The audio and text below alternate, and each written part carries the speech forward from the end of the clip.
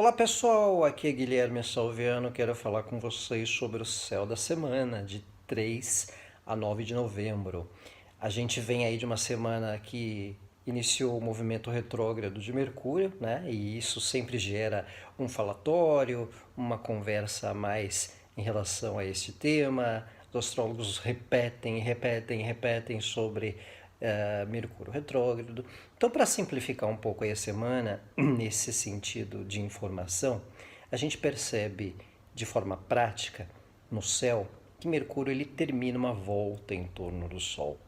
Né? Então, ele está numa fase de proceder com um movimento de aproximação e chegar a ficar entre a Terra e o Sol, no meio da Terra e do Sol.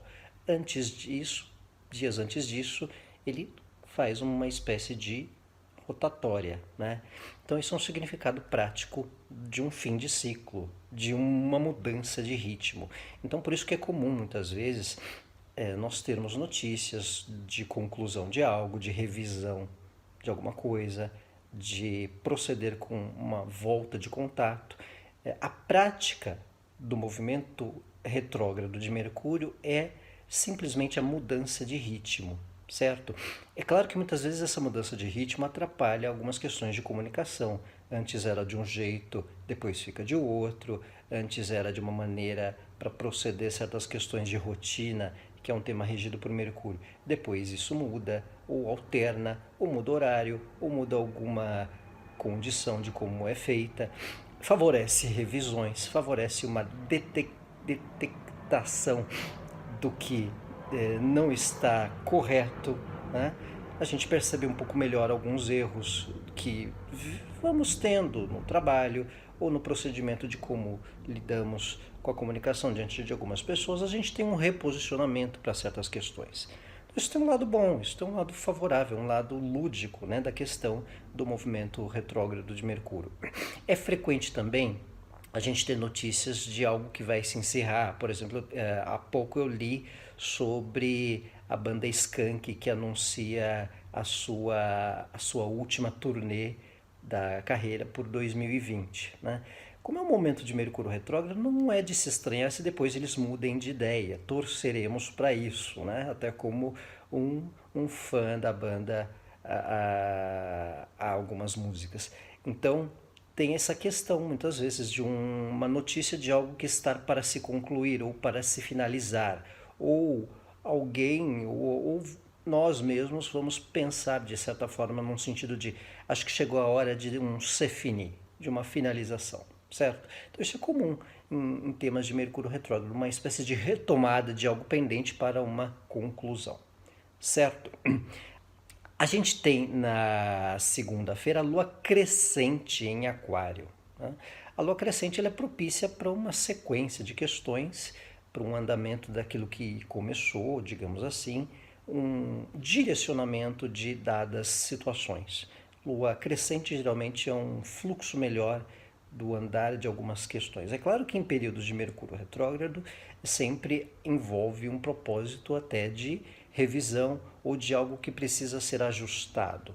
Tá? Um ponto de partida para algum resgate de passado ou algum ajuste necessário a se fazer. Certo? Lua em Aquário, lua crescente em Aquário é um fator importante para direções que envolvam grupos, direções que envolvam causas também, né? Questões mais onde a união faz a força do que o cada um por si, certo? Então isso é importante também, um senso de grupo, até porque é uma lua crescente que ocorre no signo de Aquário, na sua exatidão, segunda-feira, certo? Nós temos também aí na semana uma quadratura de Marte com Plutão, terça-feira, dia 5. Essa é uma quadratura que pede atenção para que a gente não se porte de maneira radical ou extrema. Qualquer gesto, movimento pode causar um impacto maior do que a gente pensa. Geralmente, quadratura, o aspecto tenso de Plutão com algum planeta exterior, Plutão, Urano, Netuno mesmo, as nossas ações elas são propensas a causar um impacto um pouco maior do que a gente imagina e até uma proporção mais transformadora, digamos assim, certo? Então é importante um cuidado para que não haja uma inconsequência, um radicalismo muito efusivo numa tomada de decisão, porque há uma tendência até de ruptura. Existe essa possibilidade também de algo muito extremo, um 880 num aspecto tenso aí de Marte com Plutão. Recomenda aí uma ponderação com a ansiedade, para que não haja uma situação um tanto movida por orgulho ou sem um tanto de consciência, da percepção do que a gente quer fazer.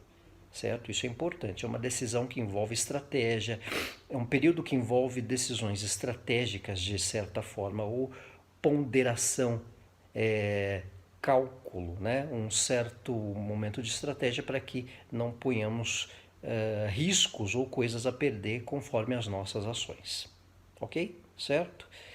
Nós temos aí ao longo da semana bons aspectos de Saturno com Netuno e com o Sol.